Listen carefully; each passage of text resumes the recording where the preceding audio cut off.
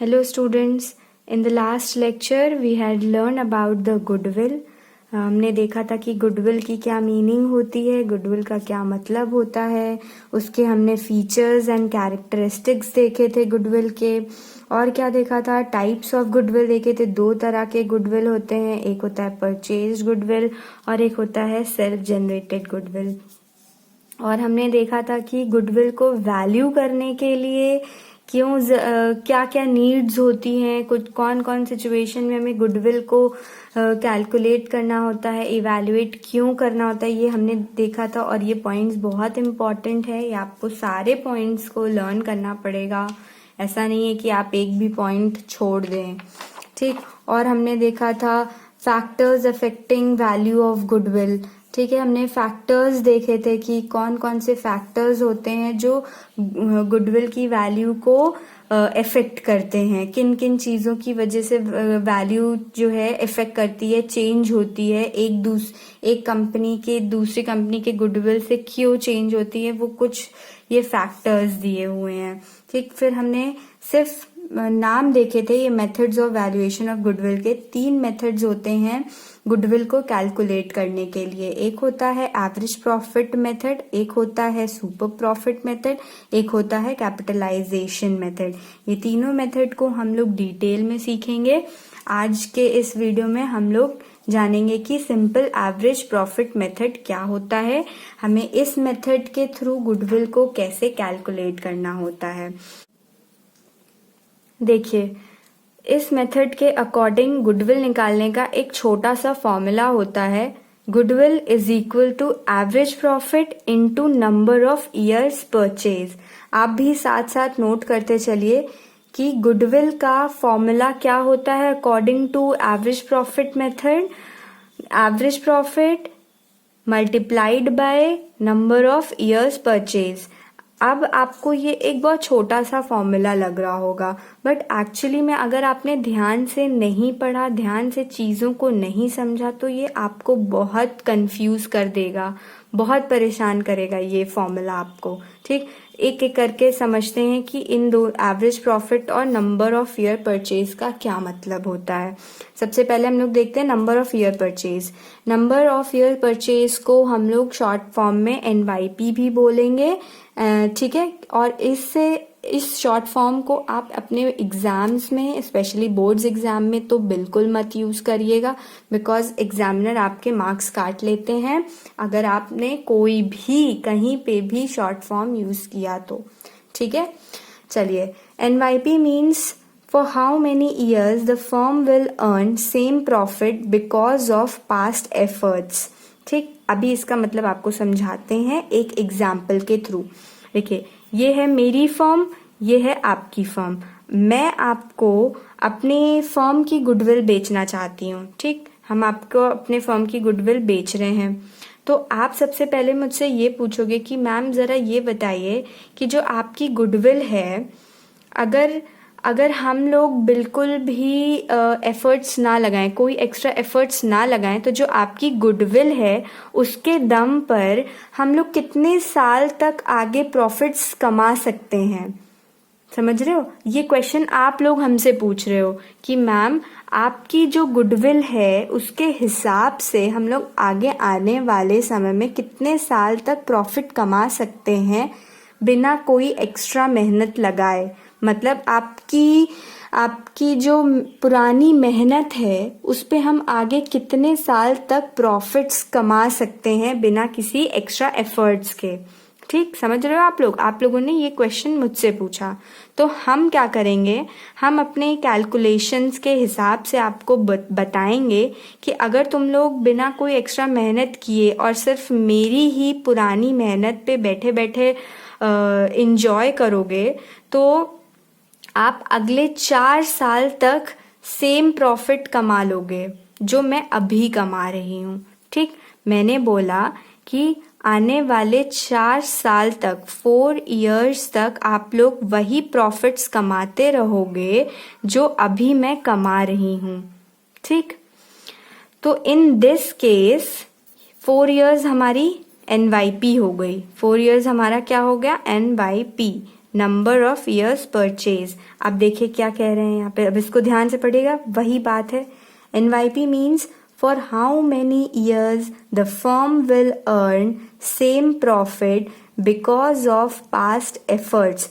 पुरानी एफर्ट्स से वही सेम प्रॉफिट्स आगे कितने सालों तक कमा लेंगे। हाउ मेनी ईयर्स, कितने साल तक आप कमा सकते हैं वही सेम प्रॉफिट जो पिछले कुछ एफर्ट्स, पिछले मेहनत से कमा रहे थे। जैसे कि मैं पिछले कई सालों से जो मेहनत कर करके प्रॉफिट अब कमा रही थी, अगले आने वाले 4 साल तक कमा सकते हैं। ये कैलकुलेशन के हिसाब से इसको निकाल लिया जाता है।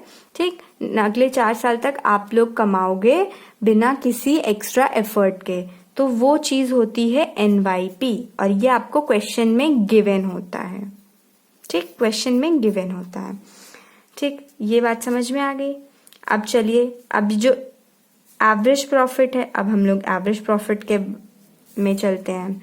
एवरेज प्रॉफिट को निकालने के लिए देखिए, ये वाला ये जो फॉर्मूला था, इसमें ये तो गिवन होता है, ये गिवन होता है क्वेश्चन में। अब इसे आपको कैलकुलेट करना पड़ता है एवरेज प्रॉफिट। देखिए, एवरेज प्रॉफिट का फॉर्मूला होता है normal business profits of all years upon number of years. Normal business profit of all years divided by number of years. इसे नोट डाउन कर लीजिए, ये फॉर्मूला होता है। अब देखिए, आप मेरी गुडविल खरीदने आए हो, तो आपने मुझसे पूछा, मैम जरा अपने पिछले 5 साल के प्रॉफिट्स बताइए। पिछले 5 इयर्स के प्रॉफिट्स आप हमसे पूछ रहे हो, क्योंकि आप सोच रहे हो कि अब मैम के फर्म का एवरेज प्रॉफिट निकालते हैं। चलो ठीक, तो मैं आपको बताऊंगी कि पिछले 5 साल का मेरा प्रॉफिट क्या है। 1 2 3 4 एंड 5। ठीक, मैंने बोला यहाँ से यहाँ तक, ये फर्स्ट 5 साल पहले मेरी इतनी थी, फिर प्रॉफिट यहाँ पे मेरा इतना प्रॉफिट मिला, फिर इस ईयर में मुझे 12,000 मिला, फिर से इस ईयर में मुझे 16,000 मिला, इस ईयर में मुझे 20,000 का प्रॉफिट हुआ। ठीक, ये आप हो, आपने सोचा कि 5 इयर्स में कितने मैम के इस ये प्रॉफिट है, तो आप लोग क्या करोगे, एवरेज प्रॉफिट निकालोगे। जैसे आप लोगों ने मैथ्स में सीखा होगा, एवरेज प्रॉफिट इन सबको ऐड करोगे आप लोग। ठीक, plus 12,000 plus 16,000 plus 20,000 divide by 5 कर दोगे, तो इसका आंसर कुछ ये आ जाएगा। ठीक, आपने सोचा कि इनका एवरेज प्रॉफिट ये है, लेकिन नहीं। ठीक, एवरेज प्रॉफिट यहाँ पे क्या लिख रहा है, normal business profit of all year. ये जो नॉर्मल है ना, नॉर्मल बिजनेस प्रॉफिट, ये जो वर्ड नॉर्मल है, ये आपको बहुत परेशान करने वाला है, क्योंकि ये नॉर्मल बिजनेस प्रॉफिट बोल रहे हैं। ये तो सिर्फ ये नॉर्मल बिजनेस प्रॉफिट्स नहीं होते हैं, इसमें कुछ ऐसी अनवांटेड चीजें होती हैं। ये नॉर्मल प्रॉफिट नहीं कहलाता, इसमें कुछ अनवांटेड चीजें घुसी होंगी, कुछ मिली होंगी इसमें, कि उसे हमें निकालनी पड़ेंगी, कुछ एडजस्टमेंट करने पड़ेंगे, उसके बाद ये नॉर्मल बिजनेस प्रॉफिट निकल के आता है। ठीक है, ये हम लोग इसको निकालने के लिए एक फॉर्मूला होता है, ये पार्ट को निकालने। ये नहीं कि जो भी क्वेश्चन में आपको दे के रखे हैं प्रॉफिट, उसको निकाल करके एवरेज निकाला और divide by number of years कर दिया तो एवरेज प्रॉफिट आ गया। नहीं, ऐसा नहीं है। आपको नॉर्मल बिजनेस प्रॉफिट निकालना होगा। ये मैं अभी सिखाऊंगी कि कैसे निकाला जाता है इसको। ठीक है, चलिए हम लोग आगे बढ़ते हैं। अब हम लोग सीखेंगे normal business profit of all years. ये नॉर्मल बिजनेस प्रॉफिट कैसे निकालते हैं वो हम सीखेंगे। ठीक है, ये देखिए, how to calculate normal business profit. Students, हम आपसे रिक्वेस्ट कर रहे हैं कि आप ये सारे पॉइंट्स को नोट डाउन करते चलिए, बिकॉज ये आपको बुक में नहीं मिलेगा। ठीक है, तो इसको प्लीज कॉपी करते चलिएगा। ठीक, चलिए देखते हैं कि कैसे हम नॉर्मल बिजनेस प्रॉफिट को निकाल सकते हैं। ठीक, ये फॉर्मूला है आपके पास। देखिए, प्रॉफिट फॉर द ईयर, ये आपको क्वेश्चन में गिवन होता है, वो लिख दिया हमने। जो भी क्वेश्चन में दिया होगा प्रॉफिट, वो हमने उठा करके लिख दिया, कुछ नहीं किया। अब इसमें हमें ऐड करना होता है एबनॉर्मल लॉसेस को। ठीक, अब एबनॉर्मल लॉसेस क्या होते हैं? एबनॉर्मल लॉसेस वो लॉसेस होते हैं जो नॉर्मली नहीं आते बिजनेस में, जो कभी कदार हो जाते हैं। ठीक, अब जैसे ये देखिए कुछ एग्जाम्पल्स हैं। एसेट आप बेच रहे हो, loss on sale of asset. Assets को तो आप रेगुलर बेसिस में बेचते नहीं हो, है ना? तो आपने एसेट को बेचा और उसमें लॉस हो गया, तो वो हमने एबनॉर्मल लॉस माना, वो हमारा एबनॉर्मल लॉस होता है और उसे हम ऐड बैक कर देते हैं अपने प्रॉफिट में। ठीक, अब है loss by fire and theft. अगर चोरी तो रेगुलर बेसिस पे होती नहीं है, या कभी आग तो लगती नहीं है रेगुलर बेसिस पे। लगती है क्या किसी के फर्म में हर आए दूसरे दिन तीसरे दिन आग लग जाए? नहीं ना, ये तो रेयर टू रेयर केसेस में हो जाती है ऐसी चीजें। एक्सीडेंटल एनवायरमेंटल एक्सीडेंट्स जिसे कह सकते हैं, तो ये भी हम एबनॉर्मल लॉस मानेंगे और उसे ऐड बैक कर देंगे। ठीक, अब है इंटरेस्ट पेड। इंटरेस्ट पे कर रहे हो आप, तो वो भी एबनॉर्मल लॉस में आती है और उसे हमने ऐड बैक कर दिया। डिविडेंड पे किया तो ऐड बैक कर दिया अपने ये प्रॉफिट में। फिर क्या है, वॉलंटरी रिटायरमेंट पेमेंट है, तो भी हमने इसमें ऐड कर दिया। देखिए, वॉलंटरी रिटायरमेंट क्या होता है, कुछ बच्चों को नहीं पता होगा। वॉलंटरी रिटायरमेंट मतलब होता है कि अपनी मर्जी से रिटायरमेंट ले लेना। अब आपके फर्म में कोई ऐसा पार्टनर होगा जो अपने मन से वो रिटायरमेंट ले लिया, मतलब छोड़ के जा रहा है आपका फर्म, तो उसको पेमेंट करनी, फर्म को कुछ पेमेंट्स करनी पड़ेंगी। ठीक, तो ये भी एबनॉर्मल लॉस होगा, क्योंकि आए 2 दिन में कोई ऐसे छोड़ के तो नहीं जाता फर्म को, वॉलंटरी रिटायरमेंट नहीं करता है, तो ऐसी पेमेंट तो अक्सर देनी नहीं पड़ेगी। तो फिर ये भी एबनॉर्मल लॉस होगा और इसे हमें ऐड बैक करना पड़ेगा इसमें। ठीक, यहाँ तक बात समझ में आ गई। अब देखिए, over valuation of opening stock. अगर ओपनिंग स्टॉक आपने ज्यादा शो किया हुआ था, जो भी साल का प्रॉफिट है उस साल आपको क्वेश्चन में दिया रहेगा कि किस साल में आपसे ये गलती हो गई थी, ओपनिंग स्टॉक जो है ओवर वैल्यूड हो गई थी, मतलब जितने की थी उससे ज्यादा की शो हो रही थी, तो उसे भी हमें ऐड बैक करना पड़ता है। ठीक, under valuation of closing stock. अब क्लोजिंग स्टॉक को आपने अंडर वैल्यू करके दिखा दिया था उस समय में, तो ये गलती थी, इस गलती को सुधारनी है। ये कुछ अनवांटेड चीजें हैं, जिसे कह सकते हैं कि जो अनवांटेड चीजें थी उस टाइम की वजह से प्रॉफिट में इफेक्ट हुआ था, तो अभी हमें सारी चीजें सही करनी पड़ेंगी। तो क्लोजिंग स्टॉक कम दिखा दिया था आपने, तो अभी उसको सही करने के लिए ऐड कर देंगे। ठीक, अब देखिए, capital expenditure treated as revenue expenditure. अब कैपिटल एक्सपेंडिचर क्या होते हैं, आपने 11th में सीखा था, capital expenditure and revenue expenditure. तो कैपिटल एक्सपेंडिचर वो एक्सपेंडिचर होते हैं जो आप एसेट्स को खरीदने में लगाते हो, जैसे जो मोटे मोटे खर्चे होते हैं कह सकते हैं। ठीक, जैसे आपने मशीन खरीदा, ठीक, इन्वेस्टमेंट खरीदा, ये कैपिटल एक्सपेंडिचर। बिल्डिंग खरीद लिया आपने, बिल्डिंग, ठीक, तो ये सारी चीजें क्या होती हैं, कैपिटल एक्सपेंडिचर होती हैं। और इन कैपिटल एक्सपेंडिचर को आपने रेवेन्यू एक्सपेंडिचर पे को ट्रीट कर लिया, कैपिटल एक्सपेंडिचर को आपने रेवेन्यू एक्सपेंडिचर मान लिया था उस टाइम पे, तो इस समय हमें वो चीजें सुधारनी और हमें उसे ऐड बैक करनी है। ये चीजों को आप अच्छे से समझ लें, रट लें, ताकि आपको प्रॉब्लम ना हो। वैसे आप क्वेश्चन करते जाएंगे, पहले आप क्वेश्चन करेंगे तो मे बी आप ये इन चीजों को देखें, फिर आपको हैबिट हो जाएगी, तो आपको ये फॉर्मूले को नहीं देखना पड़ेगा, आप ऐसे भी क्वेश्चन सॉल्व कर सकते हैं समझ के। ठीक, तो अब देखिए, कुछ चीजें हमने ऐड की हैं, तो कुछ चीजें अनवांटेड चीजों को हमें माइनस भी करनी पड़ेंगी। ठीक, अब देखिए क्या क्या चीजें हमें माइनस करनी होंगी, डिडक्ट करनी होंगी। एबनॉर्मल गेन्स, आपके जितने भी एबनॉर्मल गेन्स हैं, एबनॉर्मल गेन्स मतलब जो रेगुलर बेसिस पे आप नहीं कमाते हैं, जो कभी कभी कमा लिया, रेयर टू रेयर केसेस में आपने कमा लिया। ठीक, तो सबसे पहले है गेन। एबनॉर्मल गेन्स क्या क्या होती हैं? Gain on sale of asset, आपने एसेट्स को बेचा। ठीक, अब एसेट को बेचा तो गेन हो गया, आपको प्रॉफिट हो गया उन एसेट को बेच के, तो वो आपकी एबनॉर्मल गेन आ जाएगी, तो उसको हमें माइनस कर देना है। ठीक है, जितनी भी आपके एबनॉर्मल इनकम्स होते हैं, all the abnormal income of the year should be deducted out of the net profit of the year. आपका जो भी प्रॉफिट है, नेट प्रॉफिट, उसमें से एबनॉर्मल गेन्स या एबनॉर्मल इनकम्स को माइनस कर देंगे।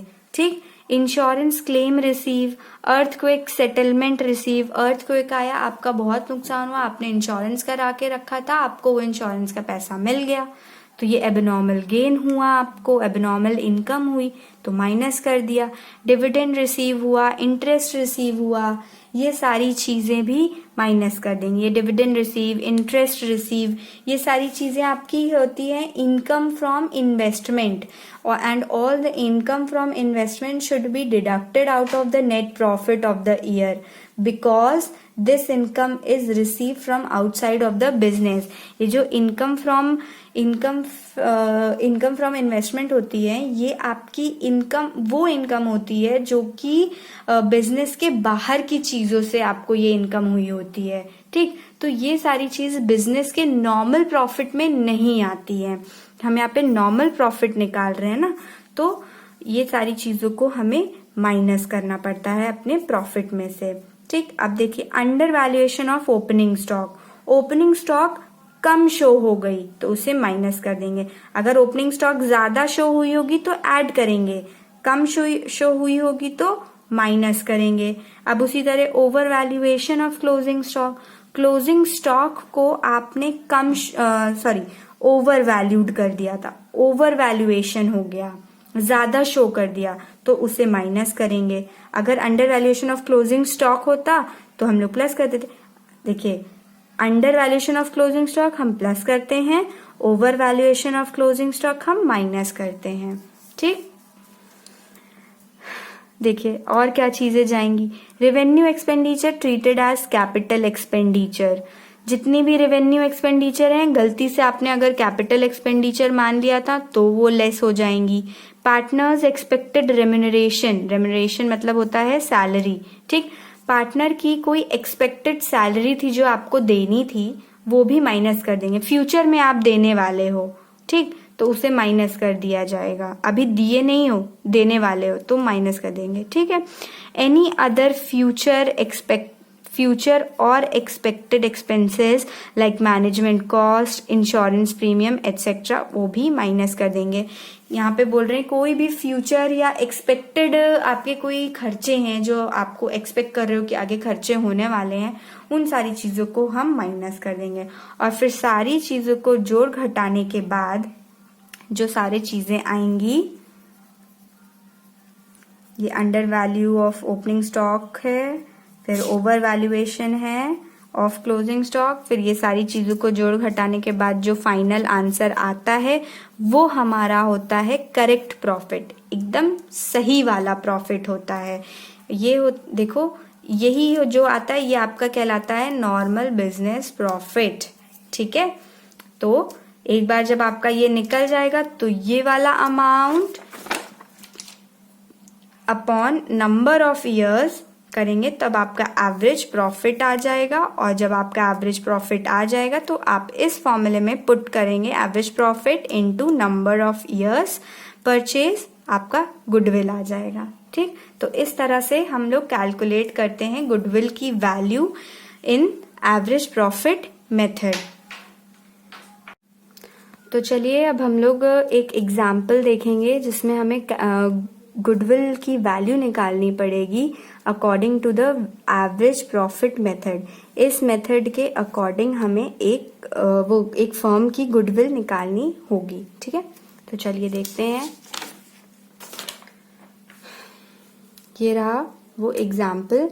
ये क्वेश्चन आप लोग नोट डाउन कर लीजिएगा, फिर साथ में हम लोग सॉल्यूशन निकालेंगे, ठीक है। बोल रहे हैं calculate goodwill of a firm at 3 years purchase of average normal profit of the last 4 years, ठीक है। आपको गुडविल निकालनी है जिसकी 3 years परचेज है। अब ये 3 years परचेज आपका क्या होता है, ये NYP होता है। हमने बताया था कि हम लोग शॉर्ट फॉर्म यूज करेंगे नंबर ऑफ ईयर्स परचेज का, ठीक है। NYP जिसका 3 years है, इसी तरह आपको क्वेश्चन में दिया होगा 3 years परचेज, मतलब ये है आपका नंबर ऑफ ईयर्स परचेज, ठीक। Of average normal profit of last 4 years, 4 साल के आपको यहाँ पे प्रॉफिट्स दे के रखे हुए हैं।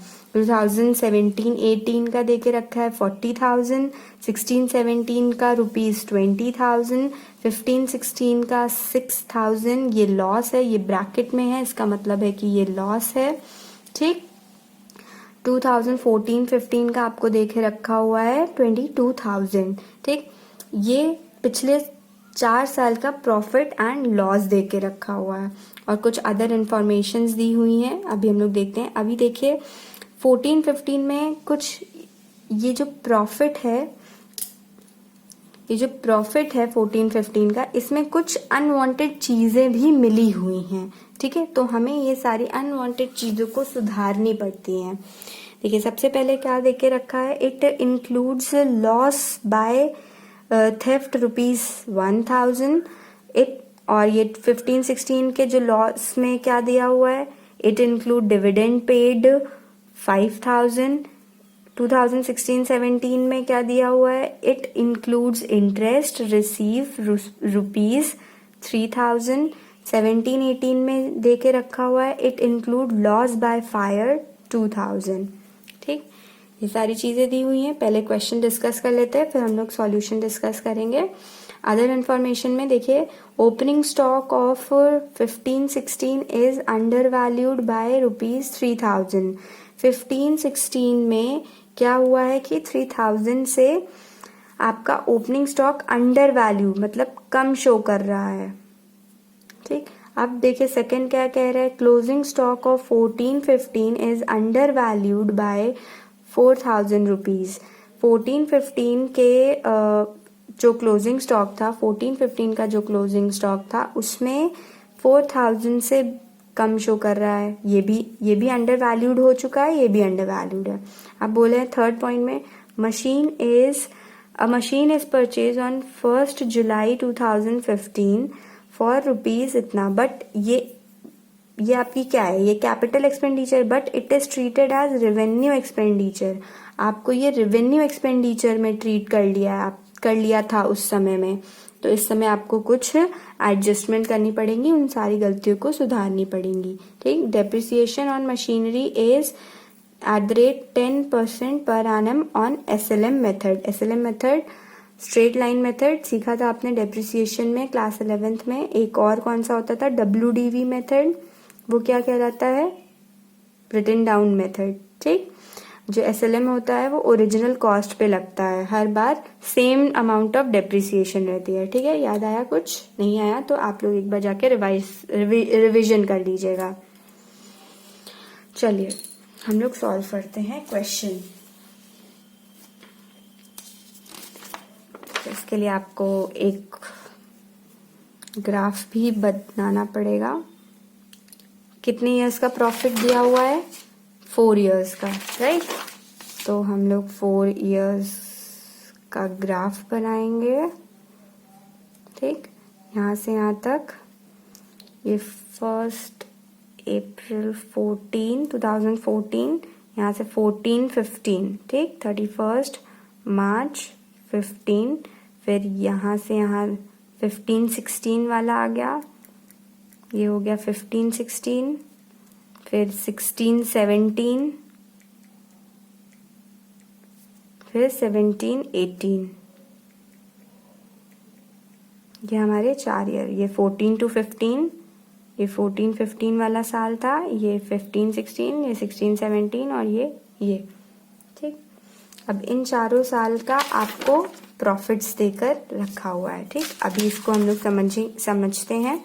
पहले यहाँ पे देखिए, सबसे पहले 2014-15 हम लोग यहाँ पे ऐसे टेबल बनाएंगे और सारे ईयर्स वाइज लिख देंगे इसमें 14-15, 2015-16, 2016-17, 2017-18।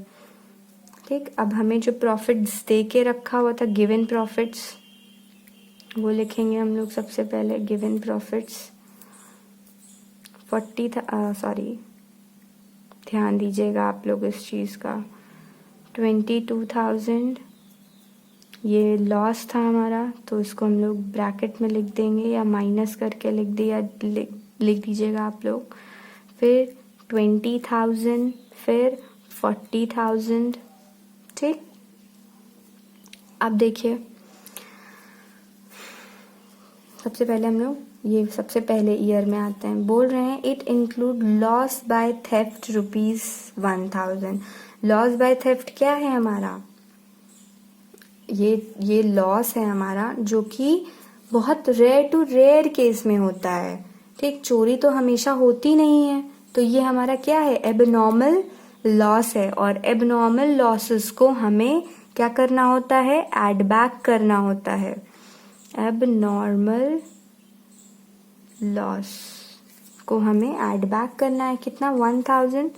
तो हमने यहाँ पे 1000 ऐड कर दिया। ठीक, चलो ये हो गया। अभी क्या कह रहे हैं 15-16 में? It include dividend paid 5,000 rupees. 5,000 rupees जो आपने डिविडेंड पे कर दिया था, ये लॉस है, एबनॉर्मल लॉस ये भी कहलाएगा। ठीक, तो इस एबनॉर्मल लॉस को हमें ऐड बैक करना होता है। ये लो हमने ऐड बैक कर दिया। ठीक, ये देखिए ये फॉर्मूला में देखा था हमने, dividend paid, loss by theft and fire, इन्हें क्या करना होता है? प्लस करना होता है। ये एबनॉर्मल लॉसेस कहलाते हैं और हमें इसे प्लस करना होता है, तो वही हमने किया। ठीक, ये वाला हो गया। अब क्या कह रहे हैं? It include interest receive ₹3,000। ये साल में 16-17 में बोल रहे हैं इंटरेस्ट रिसीव किया। ये आपकी इनकम फ्रॉम इन्वेस्टमेंट है। इनकम फ्रॉम इन्वेस्टमेंट को हमें माइनस करना होता है। ये हमारा एबनॉर्मल गेन कहलाता है। Abnormal gain. ठीक, इसको हमें माइनस करना है ना, 3000। ठीक, ये वाला भी हो गया। अब it includes loss by fire 2000। Loss by fire ये एबनॉर्मल लॉस है 2000 का, तो एबनॉर्मल लॉस में हम लोग ऐड कर देंगे 2000। ठीक, ये भी हो गया। ये सारी अनवांटेड चीजें थी, इन सारी चीजों को हमने सही कर दिया, हटा दिया। ठीक, अब देखिए अदर इंफॉर्मेशंस में देखते हैं क्या बोल रहे हैं। Opening stock of 2015-16 is under valued bye ₹3,000। 3,000 से अंडर वैल्यू हो गया है 15-16 का ओपनिंग स्टॉक। 15-16 का ओपनिंग स्टॉक। ठीक, अब देखिए आइए क्या बोला था क्वेश्चन में। ओपनिंग स्टॉक 15-16 का under valued bye 3,000। 15-16 opening stock मतलब कि साल के जो स्टार्टिंग में जो स्टॉक होता है उसे ओपनिंग स्टॉक बोलते हैं। ठीक, तो 15-16 ये वाला ईयर है। 15-16 यही क्वेश्चन में दिया था 15-16। ठीक, 15-16 का ओपनिंग स्टॉक यहाँ पे होगा। ओपनिंग स्टॉक 1 अप्रैल को, यहाँ पे 1 अप्रैल ओपनिंग स्टॉक। इस दिन क्या हुआ है? 3,000 रुपीज से क्या हो गया है? कम, अंडर वैल्यू हो गया है, अंडर वैल्यूड हो गया है। ठीक, तो हमने इस फॉर्मूले में सीखा था कि under valuation of good opening stock को हमें क्या करना होता है? माइनस करना होता है। ठीक, ये है under valuation of opening stock, हमें माइनस करना होता है। ठीक, तो हम जो है क्या करेंगे, यहाँ पे माइनस कर देंगे। Under valuation of opening stock. ठीक, कौन से में? 15-16 में हमने माइनस कर दिया 3000। अभी देखिएगा, अभी ये बात खत्म नहीं हुई है। अब देखिए, ये अचानक से ओपनिंग स्टॉक अंडर वैल्यू तो हो नहीं गया होगा, है ना। इसमें एक हिडन एडजस्टमेंट भी छुपी होती है। देखिए, ओपनिंग स्टॉक, इस साल का जो ओपनिंग स्टॉक है वो पिछले साल का क्लोजिंग स्टॉक होगा। ठीक, क्लोजिंग स्टॉक होगा पिछले साल का।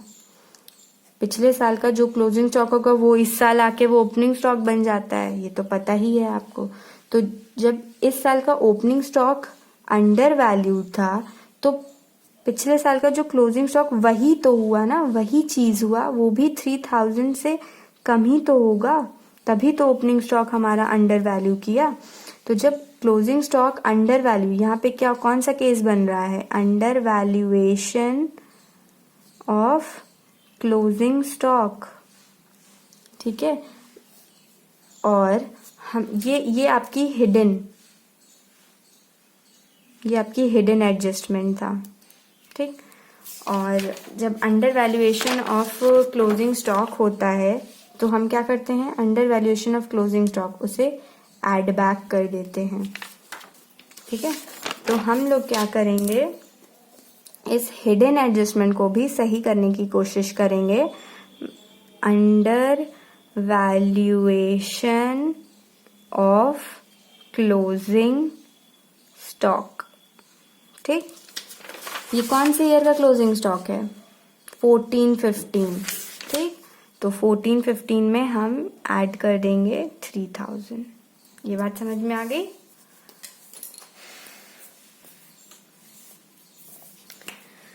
ओके, ये पॉइंट हमारा खत्म हो गया। अब देखिए सेकेंड पॉइंट, ये आप लोग खुद भी कर सकते हैं, ये बिल्कुल वैसा ही है, आप लोग खुद ट्राई करिए, फिर आप वीडियो को आगे बढ़ा के देखिएगा।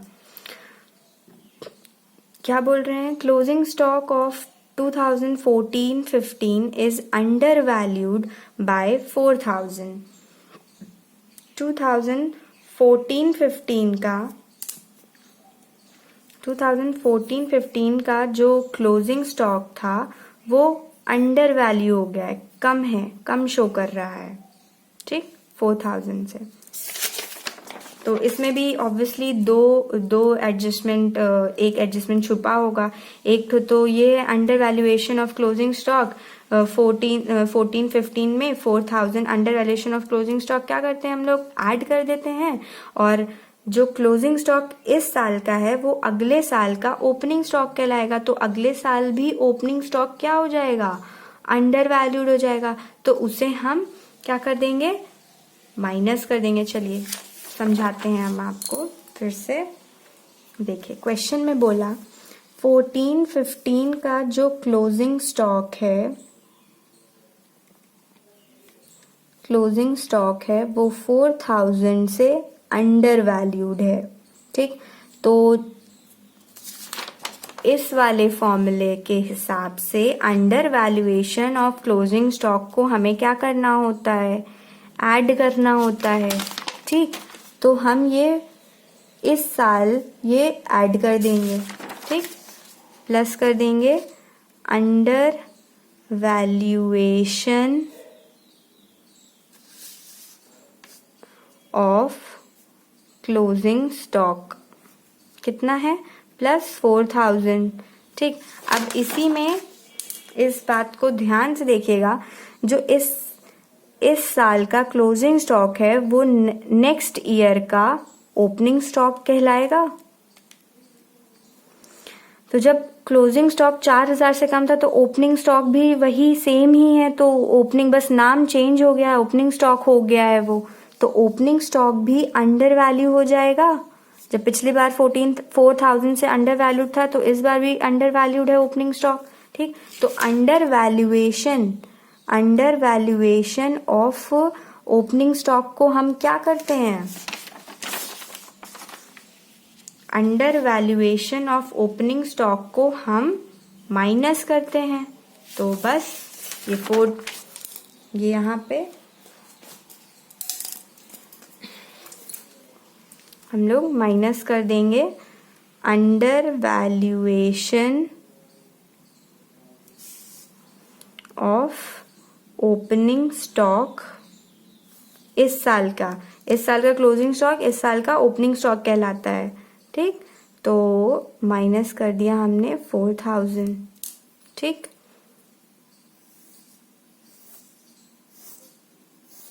आगे इतनी बात समझ में।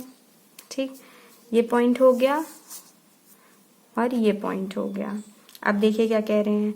अ machine is purchase on 1 July 2015 for ₹50,000 but it is treated as revenue expenditure. पहले सिर्फ इतना पढ़ते हैं हम लोग। ठीक, एक मशीन खरीदी 1 जुलाई को 50,000 की और उसे हमने रेवेन्यू एक्सपेंडिचर मान लिया 1 जुलाई 2015 में। तो इस ग्राफ के हिसाब से कहाँ पे आएगा? इस ग्राफ के हिसाब से 1 जुलाई समवेयर यहाँ आएगा। ठीक, ये आपका है 1 जुलाई 2015-16 में। इस दिन को आपने यहाँ पे लिखते हैं 50,000 रुपीस की एक मशीन परचेज की। ठीक, अब इस मशीन को आपने क्या किया? इस मशीन को आपने रेवेन्यू मान लिया है। ठीक है, अब जब रेवेन्यू मान ही लिया है तो आपके पास एक फॉर्मूला था जिसमें लिखा था capital expenditure treated as revenue expenditure. आपने कैपिटल एक्सपेंडिचर को गलती से रेवेन्यू एक्सपेंडिचर मान लिया, तो उसे क्या करते हैं हम ऐड बैक कर देते हैं। तो हम लोग बस सीधे सीधे यहाँ पे ऐड बैक कर देंगे। Purchase machinery but treated as revenue expenditure. Machine खरीदा था आपने। मशीन खरीदना क्या होता है? एसेट्स खरीद रहे हो आप लोग, तो ये कैपिटल एक्सपेंडिचर हुआ, तो आपने कैपिटल एक्सपेंडिचर को रेवेन्यू कर लिया। और जब ऐसा होता है तो हमें क्या करना होता है? ऐड बैक करना होता है। ठीक, तो हम ऐड बैक कर देंगे कौन से ईयर में? 2015-16 ये वाले ईयर में खरीदा ना, 15-16। ठीक, तो 15-16 हम यहाँ पे ऐड कर देंगे। 15-16 में 50,000 रुपीज। ठीक, हमने ये ऐड बैक कर दिया। अब देखिए आगे बढ़ते बोल रहे हैं depreciation on machinery is 10% per annum on SLM method. ठीक है, चलिए 10%। अब इसमें 10% का डेप्रिसिएशन लगेगा। इस साल के लिए 2015-16 में डेप्रिसिएशन कितना लगेगा? देखिए 50,000 इंटू 10% फॉर कितने मंथ्स के लिए? 1 जुलाई है। 1 जुलाई अगस्त सितंबर अक्टूबर नवंबर दिसंबर जनवरी फरवरी मार्च फॉर 9 मंथ्स। तो 9/12 कर देंगे। ठीक, इसको कैलकुलेट करेंगे तो हमारे पास आ जाएगा 3,750 रुपीज। ये हमारा यहाँ का डेप्रिसिएशन आ गया 3,750 रुपीज हमारा इस ईयर 15-16 का आ गया। ठीक, अब हम लोग इस ईयर में डेप्रिसिएशन कितना लगेगा? 16-17 में 2016-17 में डेप्रिसिएशन कितना लगेगा? ये SLM मेथड है तो ओरिजिनल कॉस्ट पे ही लगेगा, तो 10% इसका कितना आ जाएगा? 5,000।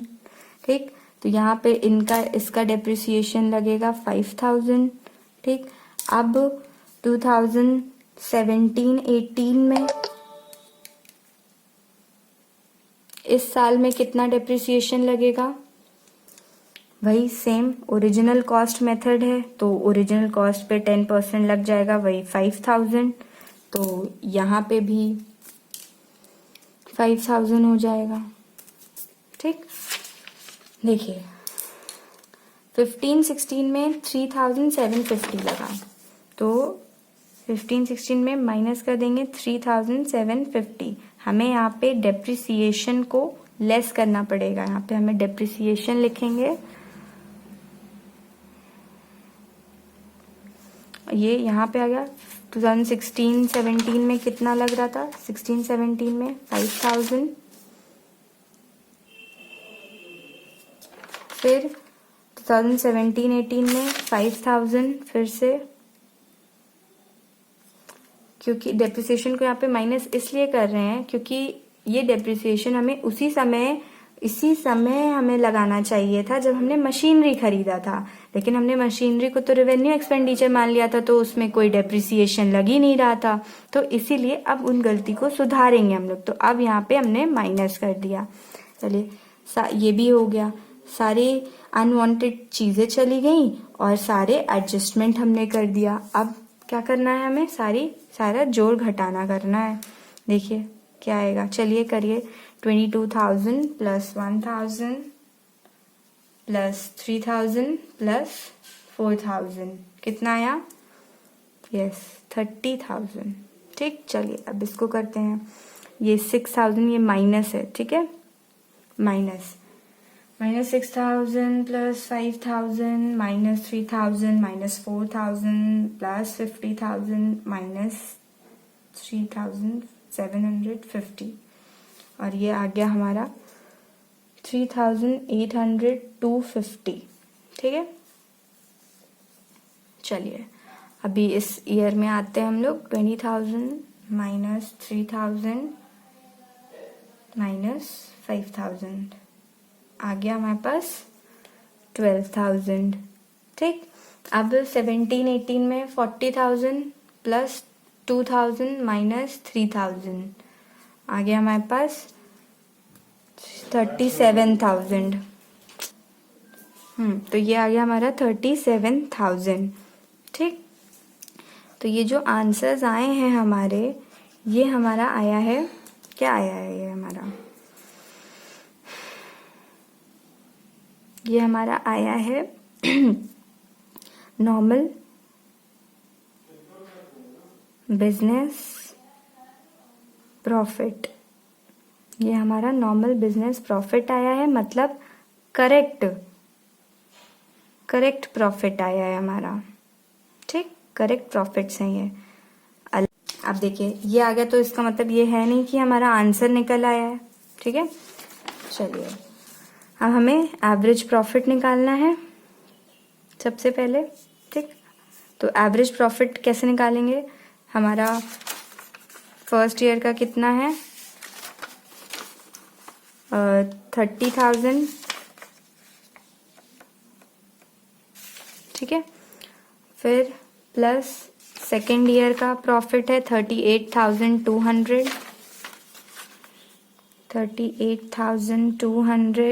फिर थर्ड ईयर का प्रॉफिट है 12,000। फिर फोर्थ ईयर का प्रॉफिट है 37,000। इसको divide by number of years करना होता है, तो 4 इयर्स हैं। अगर आप भूल गए हो ये फॉर्मूला कैसे निकालते हैं, तो ये देखिए, एवरेज प्रॉफिट निकालने का फॉर्मूला होता है normal business profit upon number of years. तो वही हमने किया। ठीक, नॉर्मल बिजनेस प्रॉफिट निकाला अलग अलग इयर्स का, उसको सबको ऐड करके डिवाइड बाय जितने भी नंबर ऑफ इयर्स प्रॉफिट होते हैं उसे डिवाइड करना होता है। तो इन्हें जब आप सॉल्व करेंगे तो आपका आंसर आ जाएगा 29,312.50। ठीक, ये आ गया। अभी भी आपका आंसर तो नहीं निकला, गुडविल आपको बोला गया है निकालने के लिए, और गुडविल का फॉर्मूला क्या होता है, एवरेज प्रॉफिट इनटू NYP, मतलब कि number of years purchase. Average profit कितना है 29,312.50 इंटू हमारे पास कितना NYP था 3 इयर्स का। इसको आप सॉल्व करेंगे तो आ जाएगा आपका, आप इसे राउंड ऑफ कर लें,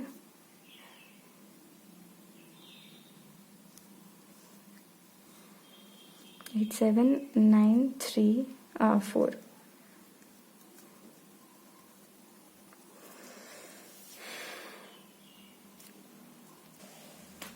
ओके, इसको आप मल्टीप्लाई करेंगे तो आपका ये आएगा 87,936.5 और इसको आप राउंड ऑफ कर लीजिए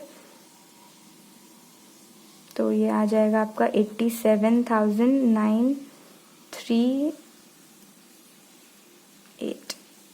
ठीक, तो दिस इज योर आंसर। साफ से लिख देती हूँ मैं। So this is your answer. Okay, hope you people have understood how to calculate the goodwill according to the simple average profit method. Okay, so now your homework for today is do illustration number 3, illustration number 4, 5, 6 of your DK Goel book. Homework, illustrations 3 to 6 of DK Goel book and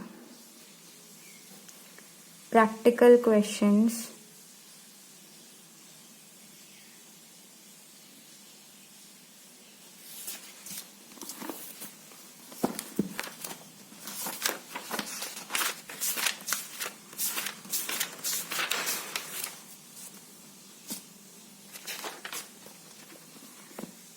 question number 3, 4, 5,